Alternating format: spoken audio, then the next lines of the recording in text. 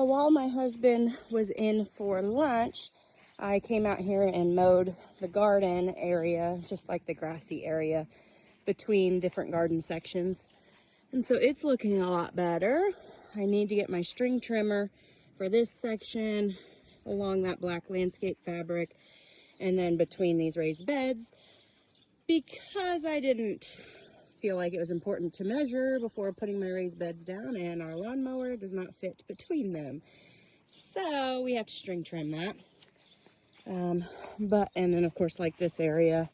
And then over here in between all of my pathways, I have landscape fabric down, but between my pathways is mulch.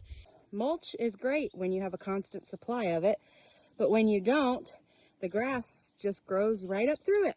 So I'll have to take the string trimmer and string trim all the pathways and get my tomatoes tied back up. So I already picked all the beans and picked the cucumbers for today, and just trying to get a little bit cleaned up before it decides to rain again, because it seems like all we ever get is rain.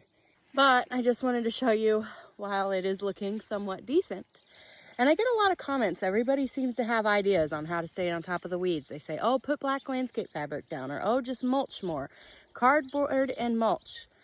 And oh, just lay down a heavy layer of mulch. Guys, the grass still comes up through it. Like, I appreciate all the suggestions, but I've done it all. And I have black landscape fabric, and the grass still grows up through it. Yes, it does help, but it does not prevent 100% of the grass from coming through. Nothing will.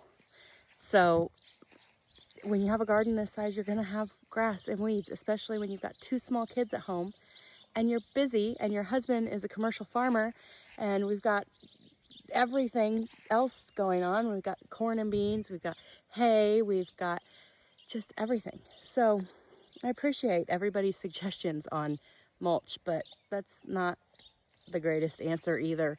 And when you live out in the middle of nowhere, chip drop does not deliver out here. I've tried and tried and tried and tried. And mulch gets expensive when you have this big of a garden. So there's just only so much you can do. And yes, I do use some old hay and old straw and just whatever I have on hand when I have it. But when I don't, it's just grassy, and you get the weed eater out and you just hack the grass down and it's fine. And then it looks a little better. I do have some ideas. I'm putting in more raised beds for next year during this season of motherhood.